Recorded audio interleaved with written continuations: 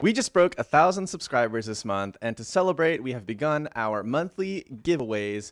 Welcome to Corner Case Town Hall number 4, July 2022. Let's get into it. Welcome to Corner Case. You're in the hobby corner. You're watching Town Hall. I'm your host, your halfling bard, and your best friend, Deck. It's been a big month for the channel, so big thank you for everyone who has been supporting us. It's been really exciting and fun and rewarding going through this journey with all of you. We're going to get into some comments first and then get into the winners of the giveaways. At first, we had only had Infinity Order tokens up, but now we have those on deck. Winners will have their choice. Reminder that these will be 3D printed and you will have to paint them yourself. All right, let's start it off light with some hat roasts. We had a few more than last time. And these two are just my favorite from the lot we got this month. John Dundles writes, I like the hat, but you should stop hiding minis in it and winking to the camera. It's distracting. And my favorite hat roast from this month goes to Aporio. Aporio writes in, your hat looks like a defect product from a Smurf sweatshop. I like a little bit of world building in the roast, you know. If you guys ever read like the Far Side comics, like just the one panel and then like a punchline, it takes a lot of creativity. So you know, I'm not even mad. I'm just impressed. Next, I want to address some comments on the ARO video that we posted. In specific, Kevin Boyd and Jay Parks write in, "This hurts my brain. Totally unwatchable." I just want to address this, that we have improved our editing style due to feedback since the ARO video. Both in the scripting and the editing, we're going for longer, better takes.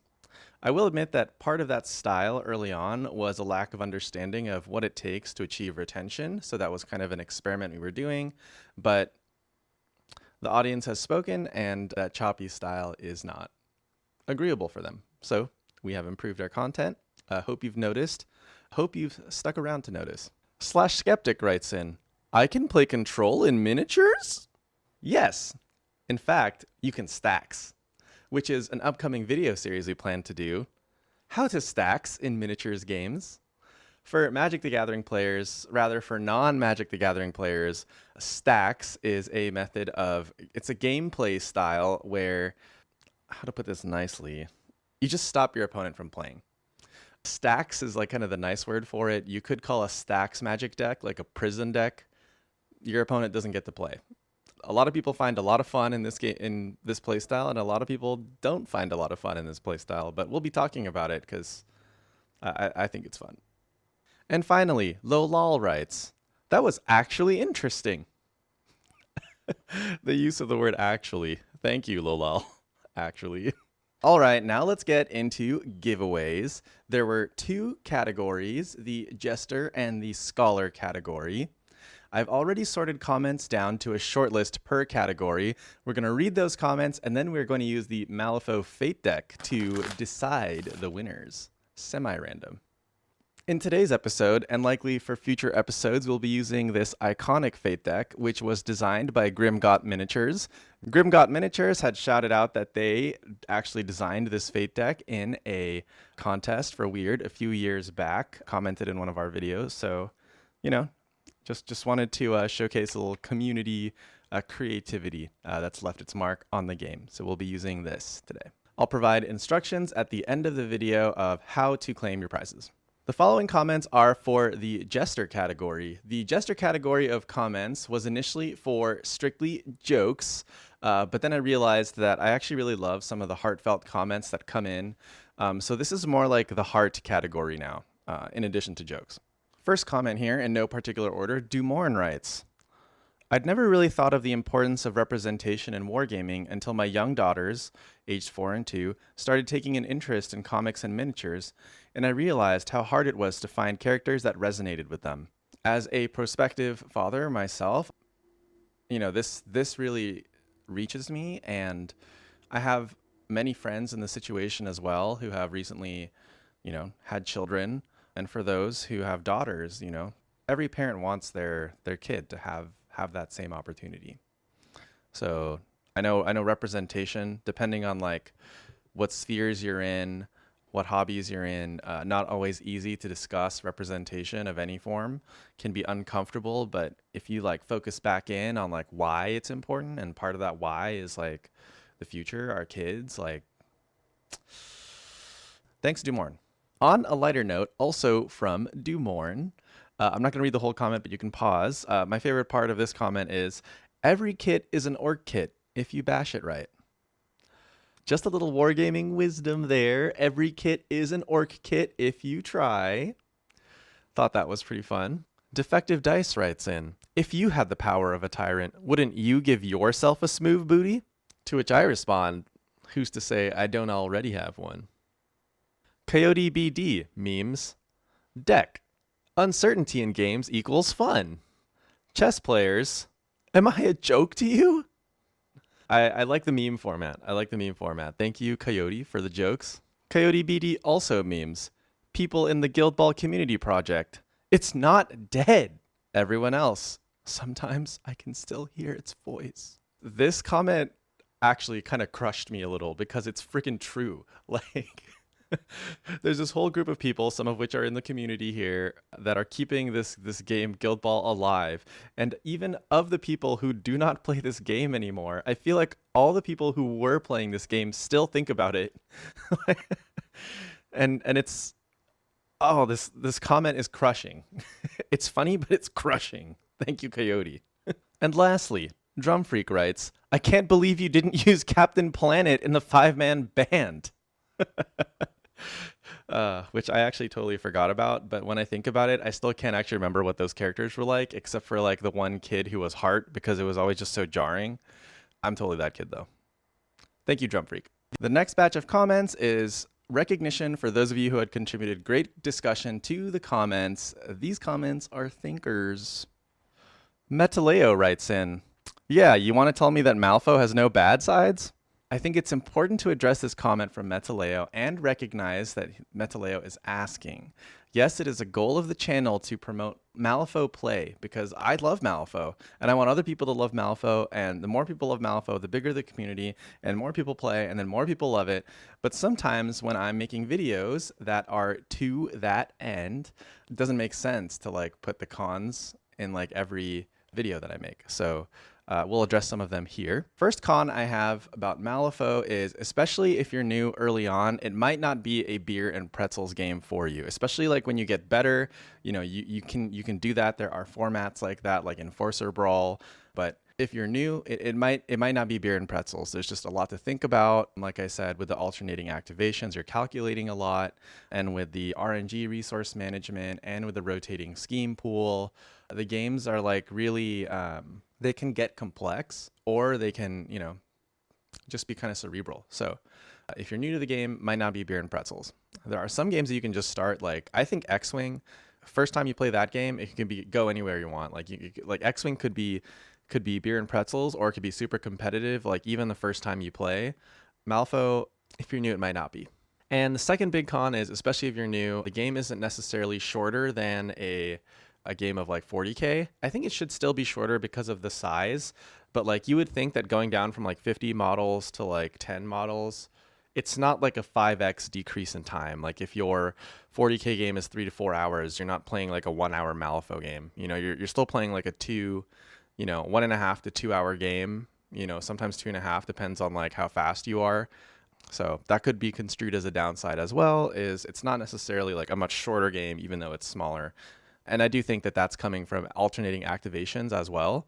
And again, especially if you're new, there's just like a lot to think about on every activation. Like they activated this thing. Oh no, like you weren't expecting that to happen. You were going to activate that model next, but now you can't. You know, what do you do?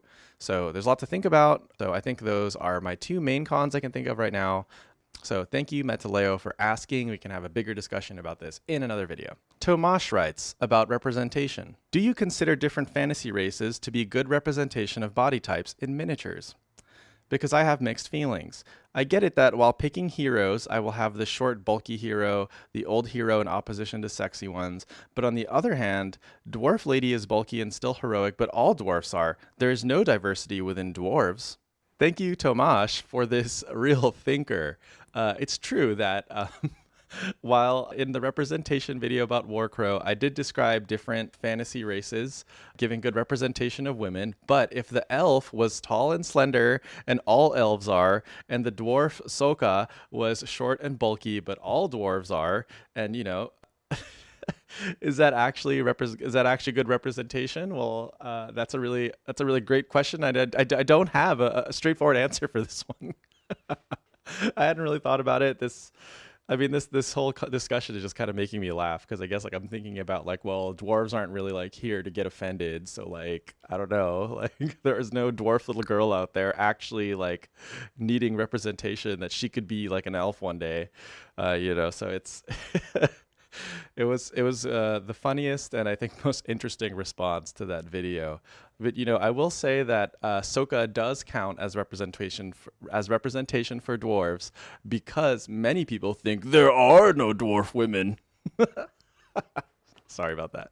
Tomash also writes in, and I'm not going to read this whole one. You can pause the video and read it if you want. But what I took away from this comment from Tomash was there are some mechanics in games that have like a flavor to them, and that flavor is married very well to the mechanic. And the example Tomash uses is if you've got like a big ol' like party of orc boys and they're on a charge, and they're rolling their attack and you roll like 80 dice in one handful. That's a mechanic that flavorfully ties to what's going on. You're attacking with a bunch of orcs, and so throwing a fistful of dice like feels right. And I think this is a really good comment too, because that's totally true. In both game design videos we've done so far, the cards are better than dice video, and the RN and the output randomness versus input randomness video. We talk a lot about the gameplay experience, from like making good decisions, what bad RNG design looks like, but we don't yet talk about like how all of that stuff like ties together flavor wise, and we will in the future. And we have many other game design videos coming up, specifically miniature designs ones, like range matters video, that's coming up. Obviously this flavor one is coming up. So I just want to shout out to Mosh for bringing this up. It's a great topic. Read the comment over on that video if you would like to. It's kind of long, and my response is kind of long too, but it's fun. It's really fun. So thank you, Tomash. Chris Sampson writes in, and I won't read this whole comment either, but I will paraphrase the parts I thought were interesting. I did forget to mention, and Chris writes here, that you can actually reset your luck in a deck of cards. So if you know you have burned through all of your good cards, then you can actually play in a way that accelerates burning through your deck so that you can reshuffle your discard pile and have a fresh deck. This idea of controlling the tempo of your RNG is really interesting with a deck of cards, because once you start to think like that, you can also think about how to control your opponent, where you can force your opponent to do more flips on actions that don't really matter to you, and hope that those actions forcing them to flip will actually force them to flip out all of their good cards, so that when it's their turn, they could have a thinner deck, or they could have a deck that has, worse cards in it. So just wanted to shout that out. Thank you, Chris, for that contribution. We want all the reasons why the Fate deck is awesome. And Malifaux, if you guys have any more moments that I didn't think of, please leave them in the comments. So that brings us to deciding our winners.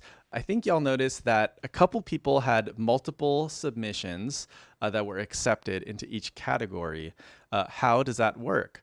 Well, this is a corner case, so we are all about good decision moments before RNG in our games. So the way this whole thing is going to work is I'm going to flip cards off the top of the deck. Each person who made it to the short list has a starting value of 1.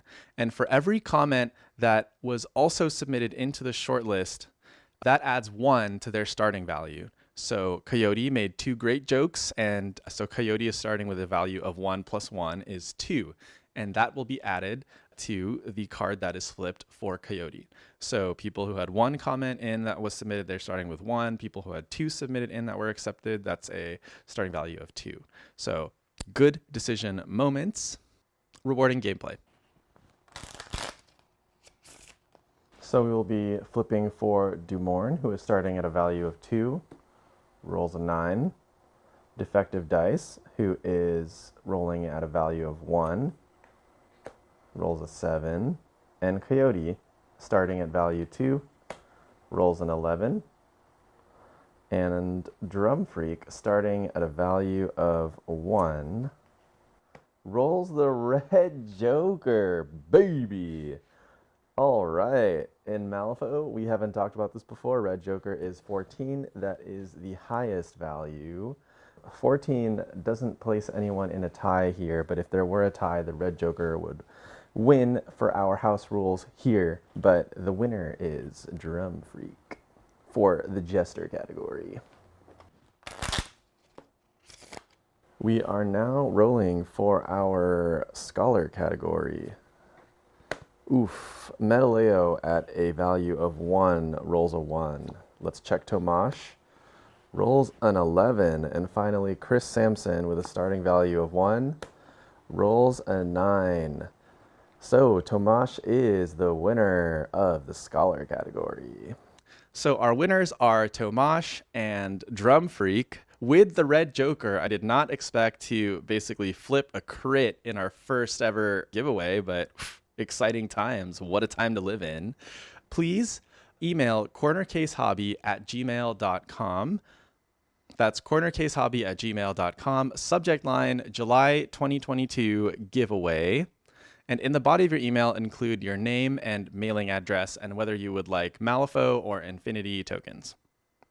Thank you to everyone who commented on videos this whole month. Thank you for everyone who just contributed views, contributed any energy, supported the channel. Really appreciate you. The channel is growing awesome. People on Patreon, I did not forget you. I will be sending you stuff later.